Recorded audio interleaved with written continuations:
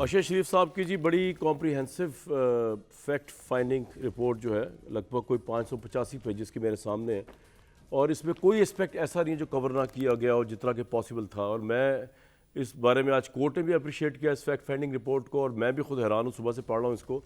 कोई डिटेल जो उनके लिए पॉसिबल थी उन्होंने छोड़ी नहीं, ख्वा वो गाड़ी की तस्वीर हो, ख्वा वो जहाँ पे वो जिगजैग बनाया गया था पत्थर रोकने की वकूआ की जगह हो, उनका अपार्टमेंट हो जहाँ पे वो एक दिन के लिए हॉलिडे करने गए, जहाँ से वापसी पे उनकी डेथ हुई वो जगह हो, उनका बेडरूम हो, उनका वॉशरूम हो, उनका मोबाइल का डाटा, उनका आई क्लाउड के लिए जो वो परमिशन ले रहे हैं, उनके इवन जो फेसबुक्स हैं जो उनकी, उस तमाम को उन्होंने जो है इसके अंदर कंबाइन किया। इवन अशर शरीफ साहब की डायरीज़ जो है जो वहाँ से मिली उसकी भी डिटेल्स तस्वीरों के साथ उन्होंने दी हुई है। पोस्टमार्टम रिपोर्ट्स कीनिया की भी, उनका कंपैरिजन स्टेटमेंट्स सुलेमान इकबाल साहब की, तारिक वसी साहब की, उनकी वालदा की, उनकी दोनों वाइफ्स की, तमाम और जो वहाँ के पुलिस के लोग थे उनकी, ये तमाम चीज़ें इसमें मौजूद हैं। इसमें कुछ बड़े इंपॉर्टेंट सवाल उठते हैं, लेकिन सबसे पहले मैं अगर अशर शरीफ साहब की कुछ चीज़ें आपको दिखाऊं जो इस फैक्ट फाइंडिंग मशीन रिपोर्ट से पता चली हैं।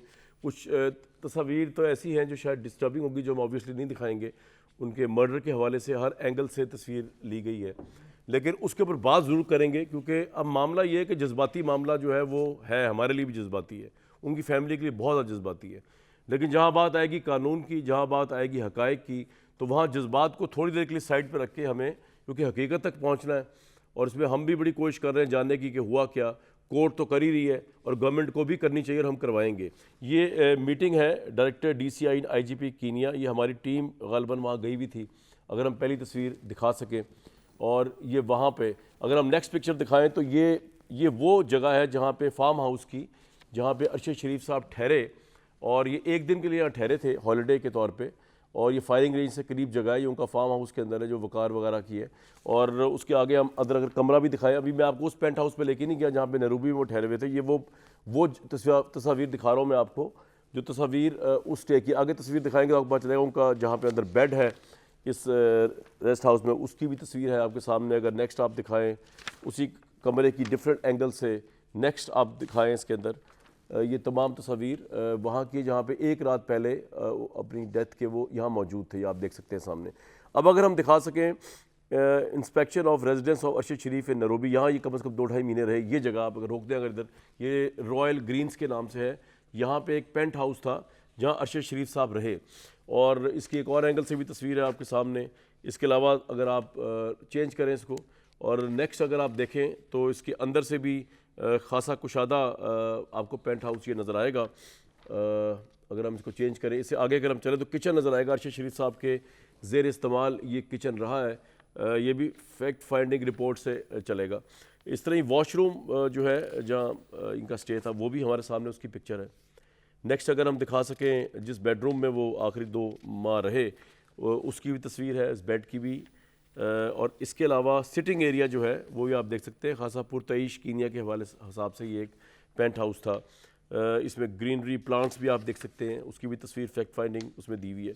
बड़ा डिटेल से एनालिसिस किया गया। इवन जो उनका मोबाइल मिला उसकी भी उन्होंने तस्वीर एज अ रिकॉर्ड के लिए लगाई हुई है। ये बात भी तस्वीर देखेंगे डिफरेंट आइटम्स की हैं जो उनको मोबाइल के बाद जो वहाँ से रिकवर हुई उनके पेंट हाउस से। अगर हम दिखाते जाएँ नेक्स्ट जूते, उनके ट्राउज़र और कपड़े, कोई की चेन भी हैं, वायर्स भी हैं, उनके शॉर्ट्स भी हैं और इसी तरह डिफरेंट चीज़ें जो हैं वो हमें यहाँ पे नज़र आती हैं। उसके बाद अगर हम आ जाएं इस गाड़ी के ऊपर, अब ये जो गाड़ी है ये बड़ी इंपॉर्टेंट है इस सारे मामले के अंदर, क्योंकि अरशद शरीफ साहब को जिन लोगों ने ये कहा कि जी मिस्टेकन आइडेंटिटी का केस है, यानी कि ऑब्वियसली जो कीनिया की पुलिस है, अगर हम दिखाएं गाड़ी की तस्वीर आगे, इसमें बड़े प्रॉब्लम्स हैं। ये आप रोक दें इधर ही। अरशद शरीफ साहब को 2 बुलेट्स लगी हैं, एक तो साइड से लगी है और एक फ्रंट से लगी थी। अब फ्रंट की बुलेट अगर लगती है उनको, जिस तरह वो ये ड्राइविंग सीट के साथ वाली वो सीट है जिसमें अरशद शरीफ साहब बैठे हुए थे, यहाँ पर होल होना चाहिए था। अगर खुरम ड्राइवर भी सही कह रहा है, कीनिया की पुलिस भी सही कह रही है, यहाँ होल होना चाहिए था, होल नहीं है। इसके अगर आप एक और एंगल से तस्वीर दिखा सकें, हम आगे चले आप, इसी सीट की जिसमें अरशद शरीफ साहब की डेथ हुई, तो आप देखेंगे तस्वीर पीछे से अगर हम दिखाएंगे तो भी वहाँ पे कोई होल नहीं है। तो जो उनका वूंड, बीच का वूंड है, क्लोज वूंड है चेस्ट के अंदर, वो लग नहीं सकता अनलेस के ये सीट के अंदर भी सुराख हुआ हो। इससे आगे भी उनकी तस्वीर है गाड़ी की। इसमें एक इंटरेस्टिंग बात जो है और जो बड़ी अलार्मिंग बात है वो ये कि जो भाई साहब साथ बैठे हुए थे, अगर आप इधर ही रोक दें, उनके मुंह पे ना कोई ब्लड का निशान पड़ा, क्योंकि साइड से जब उनको उनका बर्स्ट हुआ है, जो सर है अरशद साहब का, तो खून तो स्प्लेटर की तरह उछला होगा ना उनके कपड़ों पे था ब्लड, ना इवन जो ड्राइविंग साइड, अगर हम एक और तस्वीर दिखाएं इस गाड़ी की, ना उस ड्राइविंग साइड के ऊपर हमें कोई ब्लड नजर आया, जिस ड्राइविंग जो खुरम ड्राइव कर रहा था कुछ भी नहीं था उसके अंदर।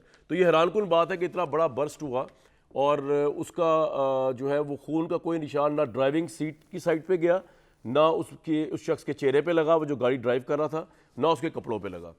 एक तस्वीर और है जिसमें उनका टायर पंक्चर है इस लैंड क्रूज़र का, कि जब बर्स्ट लगा, अगर मैं आपके पास नहीं तो मैं सामने दिखा सकता हूँ कैमरे में, और ये कहा खुरम साहब ने कि जी ये 25 किलोमीटर 22 किलोमीटर वो इसके साथ जो है वो गए। ये आप देख सकते हैं, ये उसका बर्स्ट टायर है, ये तस्वीर भी शामिल की गई है। यानी टायर बर्स्ट था और उनका कहने का मतलब ये था खुरम का कि जी बर्स्ट टायर के साथ वो उनको उस जगह पे लेके गया, फार्म हाउस पे, जहाँ पे वकार ने कहा कि आ जाओ, और 25 किलोमीटर का फासला उसने बर्स्ट टायर के साथ, इसको पीछे कर दें,